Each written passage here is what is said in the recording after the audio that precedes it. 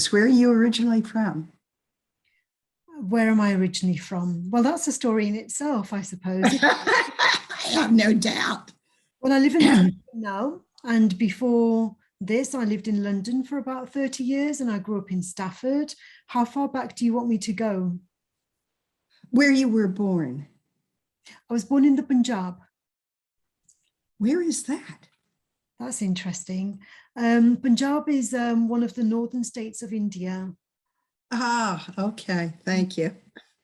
And I have, before that, I don't know where I was before that, but that's about as far back as I can go. And we've lived in the same village. My family have lived in that same village for about 350 years. That's our ancestral village. It was my forefathers that established that village 350 years ago. And I'm in the process of trying to find out where we were before that. So that's why I asked, like, how far do you want us to go? Go back about. well, yeah, that's a good question. Yeah. And how about you? What is your ancestry? Well, according to Ancestry.com, and also according to my parents, my paternal ancestry is primarily in Germany and in, what's the town there? The one with all the artists. It was in East Germany during the Cold War. I can't think. Beirut, or Bayreuth, which way? Bayreuth, I believe. In Bayruth, but I have so much data in my head at this point that it takes a longer time for it all to connect. Right. I've been to a couple of places in East Germany. One of my friends lives in Erfurt. That's about Erfurt, Erfurt, and that's quite an artistic place. And then there's Weimar, where a lot of the poets came from. So, so where you were, like your ancestry, it's not one of those two places, is it? No. Mm-hmm. Okay, so that's one. No, that's my paternal ancestry. My maternal ancestry, I know, is primarily British, UK, Scottish, Welsh, a little bit of Northern Ireland. And actually, Ancestry is telling me that I have some. This is really interesting if you go deep enough, because you find all these threads that nobody had told you ever existed. But Ancestry, for example, tells me I have 20% Scandinavian. My parents never told me that. And this is getting into the stories or the excuse me, the information you receive from different sources that is not always consistent. So how do you integrate all this and make sense of all of it? Well, you're the second person in 2 days who's told me that they have Scandinavian ancestry. And so I'm wondering, whether ancestry.com, it tells everyone, or very large numbers of their people, that they have Scandinavian ancestry. Is that, something that is very commercially viable? How do we know that this system, can analyze our DNA and take us back to all these, like I said, this is the truth. You're the second person in 2 days who said, I have Scandinavian ancestry and I didn't know anything about it. It's like, well, I'm not sure that that's correct. I would question that because there's no corroboration of what Ancestry was telling me. And of course, they keep changing their information as they receive more data as well. I spent 2 weeks in Tamil Nadu, India, about 3 years ago, which was a very interesting experience for me. There's such an interesting difference in the cultures, in that Americans, in some ways, I think, are more individualistic. I think at least the Indian culture that I observed, there was so much namaste And, it's kind of the spirit in me honors the spirit in you. Is that the way you understand it? But it was beautiful. Mhm. Yes. Right. And the West, of course, is so focused on money exchanges, transactional money exchanges. I suppose we have different stories. We've constructed different Yeah. stories about what's valuable. So for you, what are the stories that you were brought up with? What are the stories that influenced you? What are the stories that have shaped your values, or are the values that we hold dear, are they inherent in us, or are they values that we adopt? What do you believe? I don't know the answer to that question. It's been more personal experiences that have impacted me. And of course, out of our personal experiences, we create our stories, and each one is individual, depending on what our own life path has been. So I will mention, as I was growing up, my parents were both teachers. Yeah. They gave us a lot of just fun games to play. We were always playing games, or my parents would challenge me to work through a problem or solve a problem. So that was some of my initial conditioning, and I was very fortunate. Mhm. I had an experience, and this is, well, maybe where my own storytelling begins. Mhm. When I think I was 3 or 4 years old, Yeah. I suddenly found myself flat on my back on my own garage floor, being pummeled by the little girl next door. Mhm. And I didn't know what to do with that, because that was not what my home life was like at all. I wasn't spanked. I was challenged to think and play and explore. And then all of a sudden, I'm being physically pummeled by this little girl next door. Now, it was interesting to me. These are my stories, my stories from childhood. My parents heard the noise. They came out. They didn't pull us both aside and give us a lecture on why we should not fight.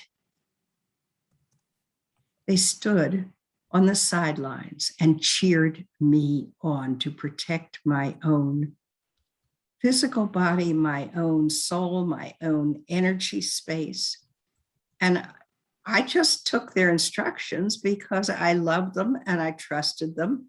And I grew up in a very harmonious environment. So I began fighting back as hard as I could. I began giving back to that other little girl precisely what she was giving to me. And ultimately, she gave up and ran home crying. Mm-hmm. And it was, I've moved into kind of it's a power over or power against dynamic that we seem to be so stuck in these days. And we need to shift into a power with dynamic, which is not static.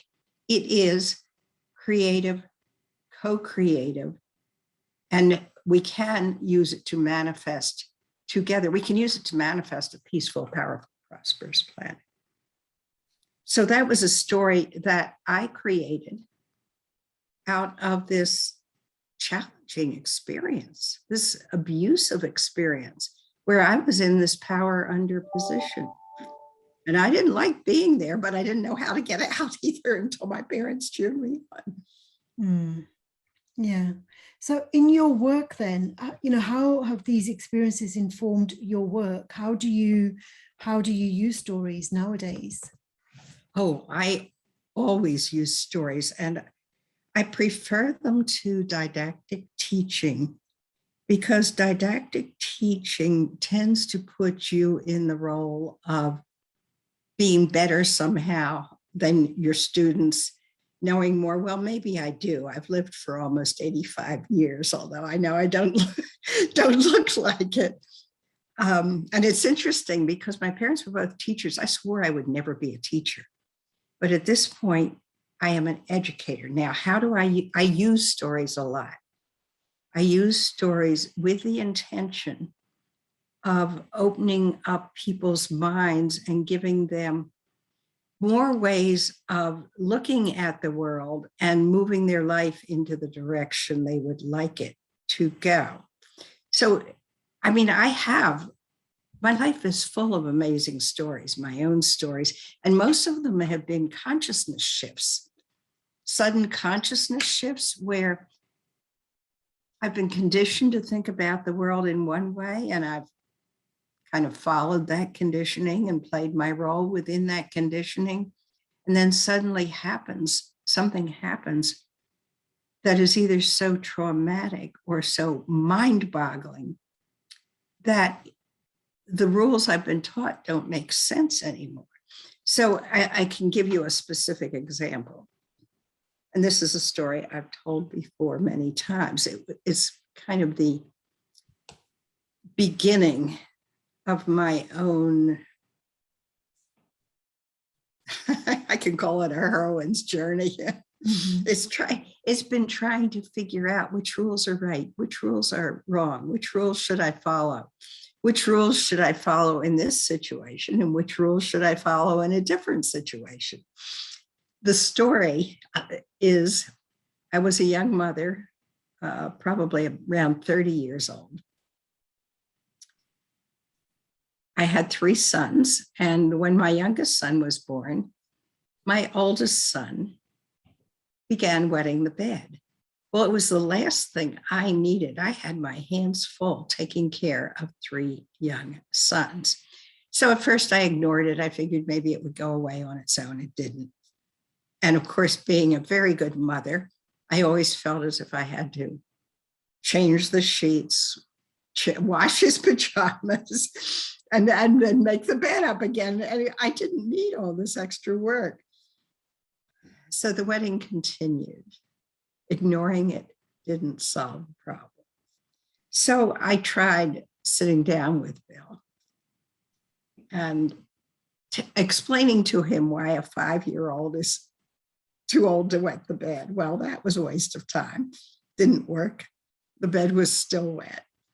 And he listened very attentively to me, but it didn't change what was happening. I was getting more and more frustrated.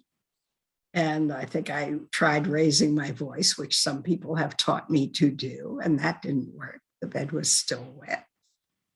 And I think I may even have spanked him once. And then I realized I was getting out of control, and I did not have a solution to this problem. Now, here are the stories coming again. And these amazing, why do things happen the way they happen? I don't know. But my mother at that point gave me a book called Summerhill by an English schoolmaster, A.S. Neal. I don't know if you've ever heard. Have you ever heard of Summerhill? Yes, I have. Yes. Okay. Well, I read that book and it was interesting. First of all, it was not telling me what I ought to do.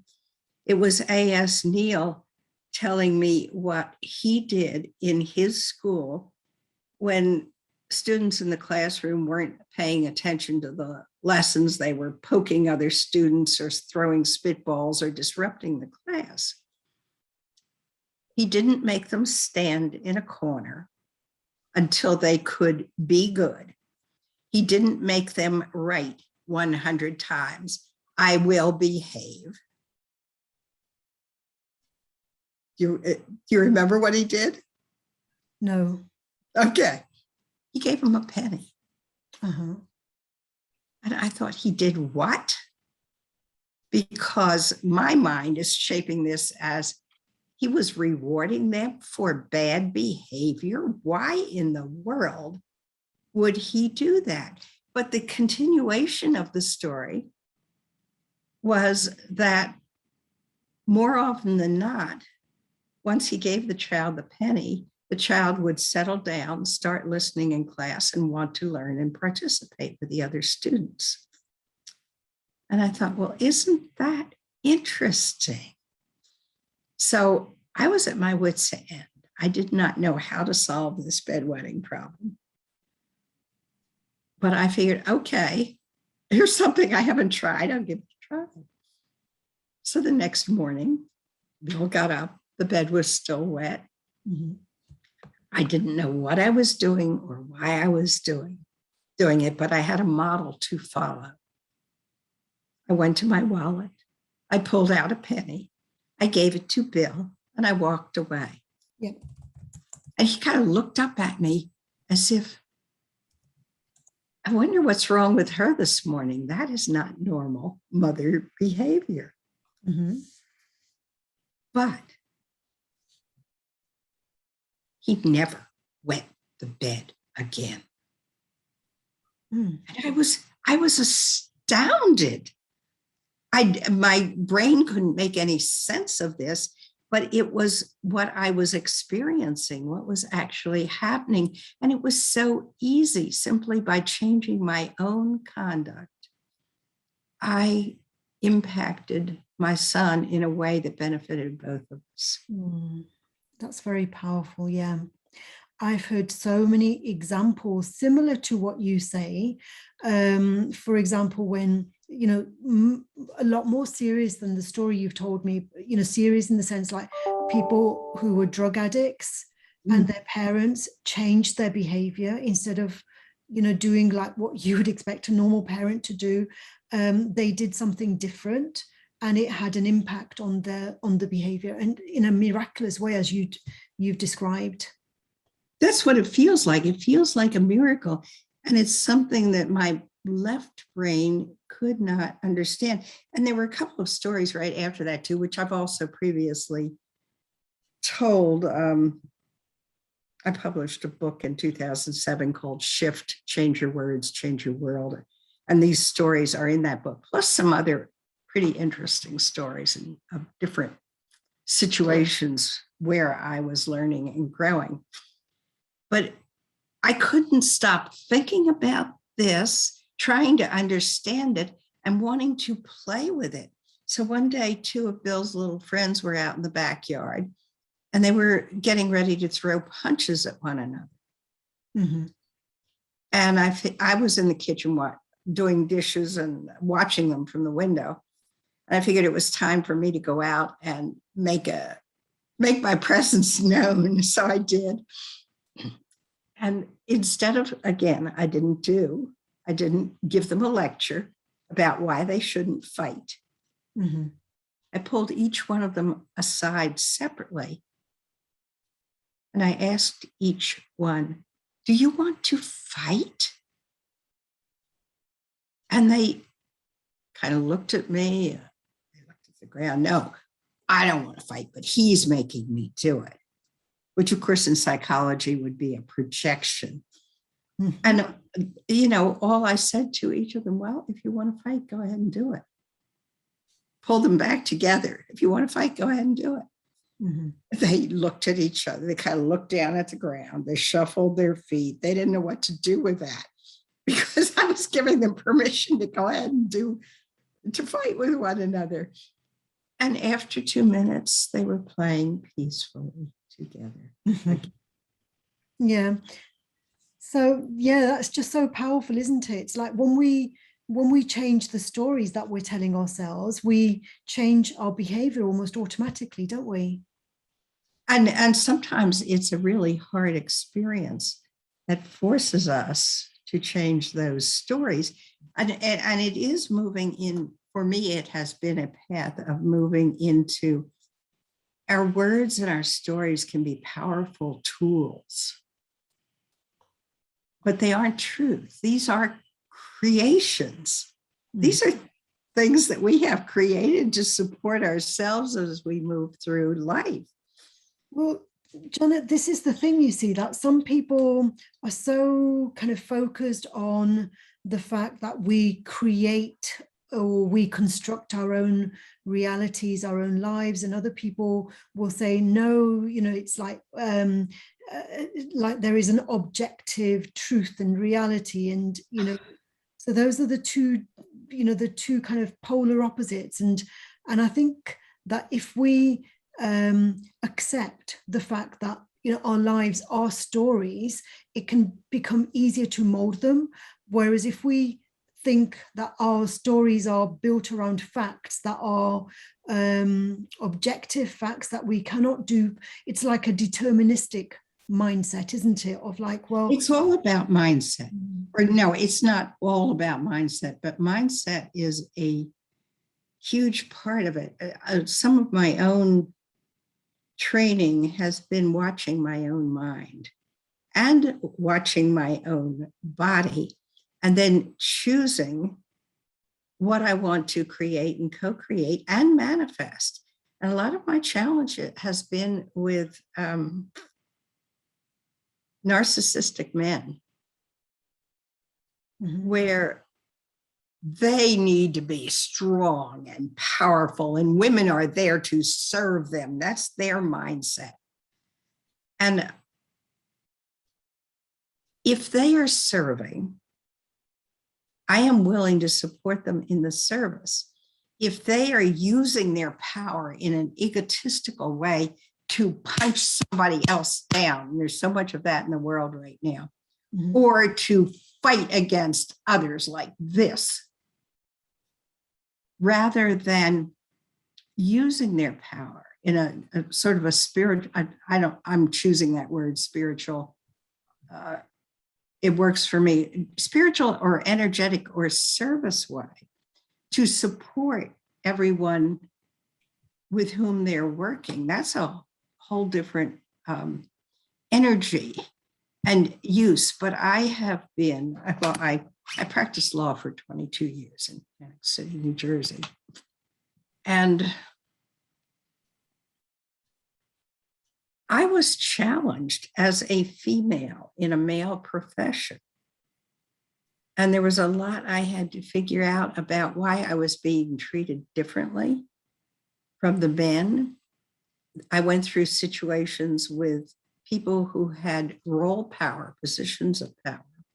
For example, an Atlantic City councilman who asked me to put his political sign in my front yard. I was a contract attorney, independent contract attorney with the city of Atlantic City.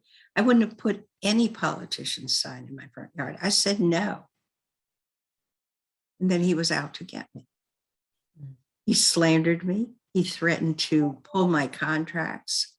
He demanded that I get him more and more information about what I was doing and why I even deserved to be paid any money by the city of Atlantic City. On the other side of his story, and this was his story, which he was using to make me a servant to him or a pawn on his egotistical chessboard. I went through a lot of terror. The thoughts going through my mind are, what if I lose these contracts? Will I be able to pay my mortgage? Will I have to fire my wonderful, wonderful, wonderful supportive paralegals? Will I survive financially?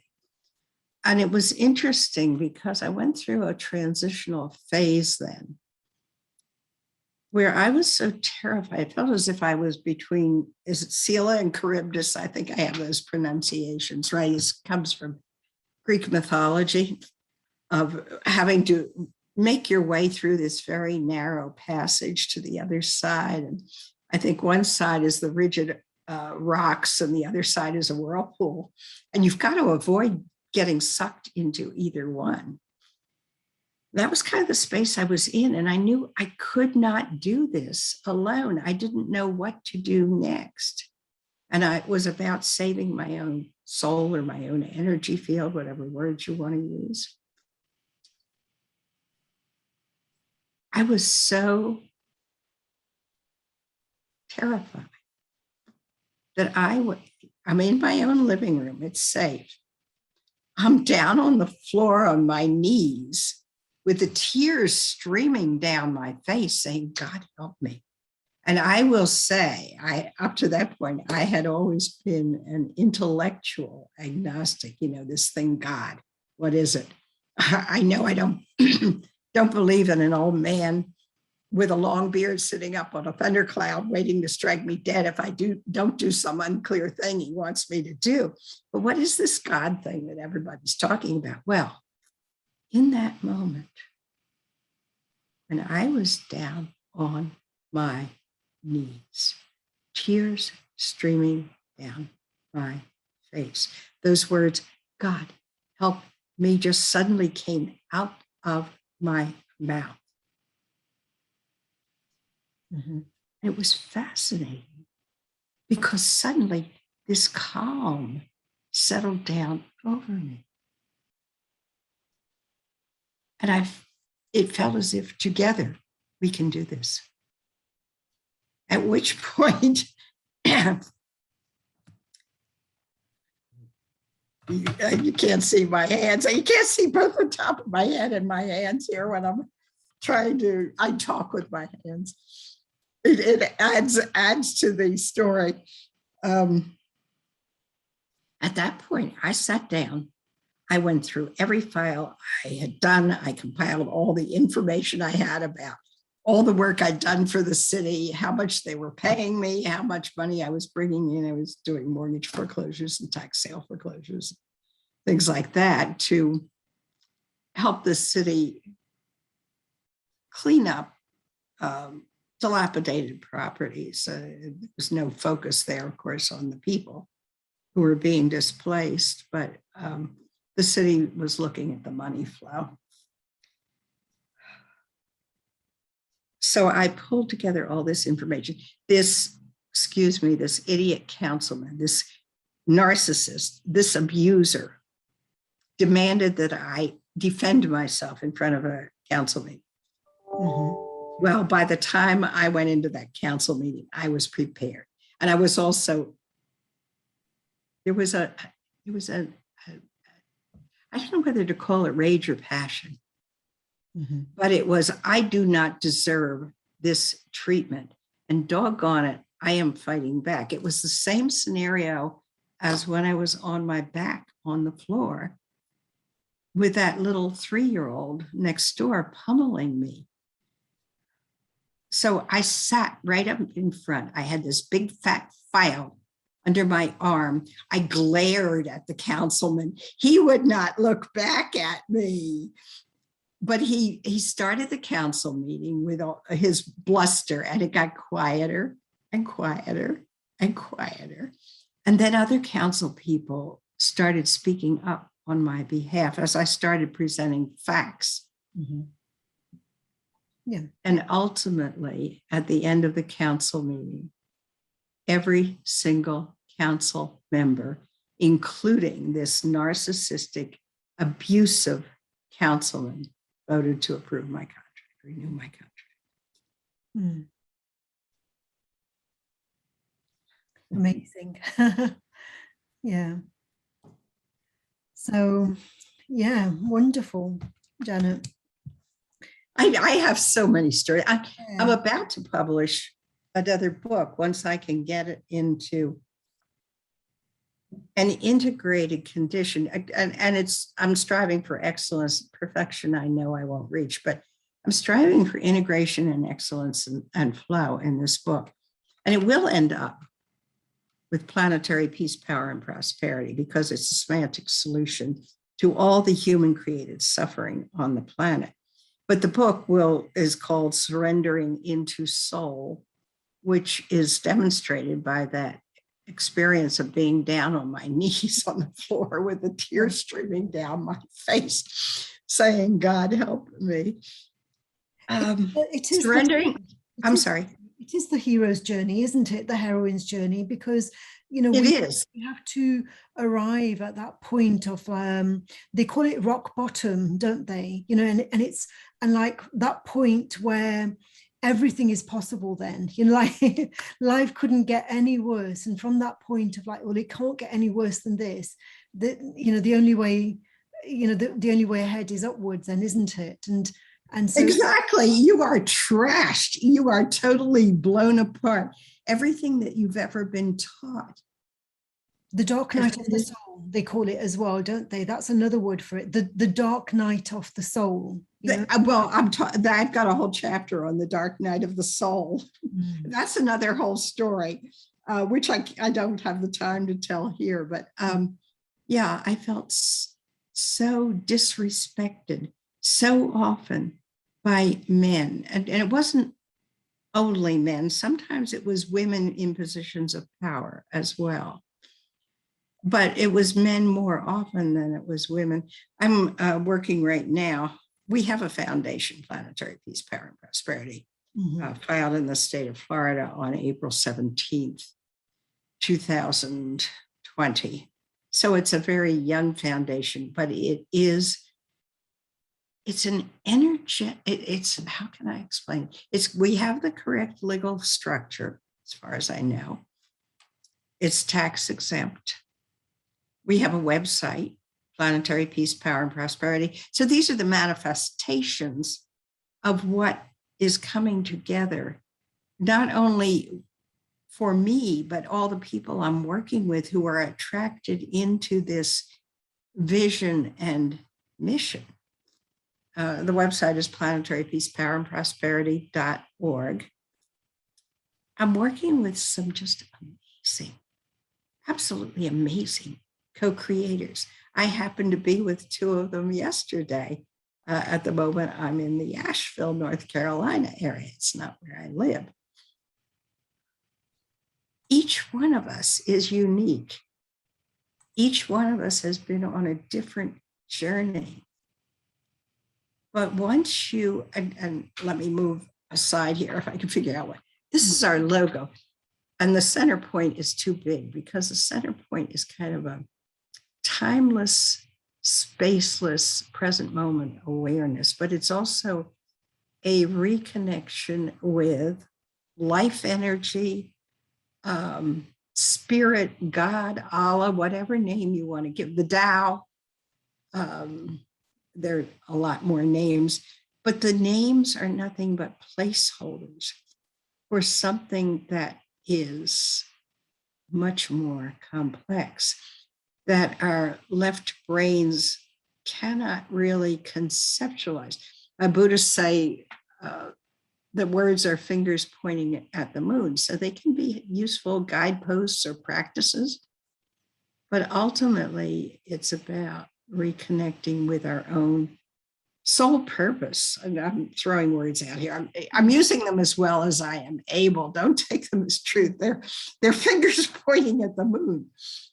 But each of us is unique. Each one of us has a unique gift to offer. Right. And we can either be part of someone else's story or we can be part of our own story. But however, you see, and being part of our own story would be represented on that image behind me by all those beautiful different colored lines going out from that center point of reconnection. And I think of it as a living, breathing energy, which if the mind tries to understand it or conceptualize it, the mind separates itself from the energetic flow. So each one of us is one of those brilliant lines going out from the center. But before we get to that reconnection point, the heroine's journey or the hero's journey would be about releasing all the cultural conditioning and reconnecting with that pure living, breathing energy. Before we can do that, I have another diagram. You can see these on the website if anybody's interested in going into more depth on this. But there was another diagram that's in Shift, Change Your Words, Change Your World. I call it a consciousness diagram. But we're conditioned by parents, teachers, by stories, by abusive words or supportive words, into what I show as a little black dot on the diagram that's on the website. So the heroine's or hero's journey is shedding that very narrow point of view into which we've been conditioned, reconnecting with that. And again, I have to use words as fingers pointing at the moon. They may or may not work for some people. So take what you like and leave the rest. But it's reconnecting with that it's timeless, spaceless, present moment of awareness from which you create, co-create, and manifest consciously and intentionally out into the world to shift the dysfunctional dynamics that are going on into respect, communication, sharing of thoughts and ideas, supporting one another if and when you can. When you can't always do it. You don't always have the physical resources to be able to do that. But it's certainly not supporting the abusive, narcissistic, egotistical, patriarchal structures. Yeah, and I suppose like maybe like the narcissist, like another word for it is like very egocentric behavior when people think only about themselves without having very much empathy for others. And I suppose in a good story, you realize that there is, you may be the protagonist of your own story, but nevertheless, there are others who are just as important as you are. And it's interesting. Yeah, everyone matters. Every single living being on this planet matters. From the impression I have is like when I see people who are narcissistic, it's as though everyone else is simply an extra in their life. Everybody else is a pawn on their chessboard to make them look important, the king, the emperor. And this goes back to a couple of stories that I heard as a child. Hans Christian Andersen's The Emperor Has No Clothes, or why can I not think of it right now? Alice in Wonderland, where when they finally get to this wizard who's supposed to have all the answers, what does she do? She pulls aside some mask that he's wearing, and he's behind the screen, manipulating all these gadgets to put other people into fear. These all tie together. And you could, these are archetypal patterns. They're evergreen. It's an evergreen, maybe evolution of humanity, because the same patterns, the same dynamics keep reappearing in the stories. And, as a child, I heard those stories and I thought, oh, okay, so what? But now they have a much deeper meaning because I see so many narcissists or egotistical people in the world who think they have the answer for everyone. Heck, I've been there too. Just giving me an idea.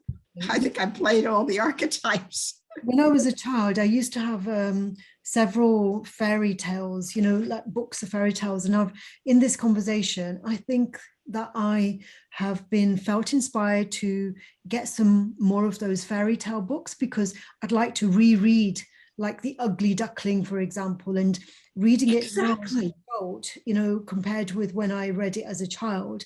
When you talk about, who are we really? It's like our identity, like, are we that spot of light, that is yearning to be part of like that bigger light? Or are we simply, our roles in life, like a teacher or an educator or a traveler or a writer? Are we limited to those roles, or do we have a much deeper role? And the story of The Ugly Duckling reminds me of that, because the ugly duckling behaved in a particular way until they realized that, they were not who they thought they were. And you see, our words can shape who we are as well. I know a lot of the practices I've been through with mentors, some of them have been challenges. For example, walking across a bed of hot coals, that isn't just to walk across a bed of hot coals. You always make a commitment before you walk across those hot coals. And it's something that you think is impossible to accomplish. But you make the commitment and then you walk across the bed of hot coals and you step off at the other side. And there is something about doing the physically challenging task connected with the commitment that you made that anchors it in who you are. And you will then be able to find a way to do it. May not happen right away. May take a lot of time and a lot of hard work and a lot of making mistakes, but you will fulfill that commitment. I've been through a lot of exercises like that. There are other exercises. You bring up, who am I? Yeah, that's the ultimate question, isn't it? Mm-hmm. The words on the Temple of Delphi in Greece, 2,500 years ago, I think. Who am I? That and Socrates is, and the answer to that question will define our behavior. And that is true. But the thing is, who I am is not a fixed being. Who I am is constantly shifting, changing, growing, and it depends on the circumstances of each and every present moment. These are all tied together. It's fascinating when you start seeing the connections between these stories, which as a kid, yeah, okay, that's interesting. It doesn't have the deeper meaning, but as you start experiencing some of the underlying dynamics in your own life, then the stories acquire a deeper meaning. The ugly duckling is a great example. Mm-hmm. I mean, it's perfect. Somebody calls you ugly, or you perceive yourself as being ugly as a child because that's the way somebody else has told you you are. Yeah. You need to free yourself from that. And then you can. Yeah, if you find yourself in a different environment with different people who think you're not ugly, you're beautiful. And we have I've had this experience so many times, and it's sort of, what? Really? Are you familiar with the Johari diagram? Yes. Yeah. Okay. It's a very interesting map, I find, because it's what we know, what other people know, and what none of us know. I mean, there are 4 quadrants, and I'm oversimplifying it here, but it's interesting to just realize that none of us knows everything, but each of us knows, I put that word in quotes, each of us knows something. And the knowledge is, maybe it is creativity, but there's creativity and co-creativity that works, that's functional for a community, a really vibrant community, to come together in a namaste dynamic, as opposed to a power over or power against dynamic. And it's interesting to me too, because this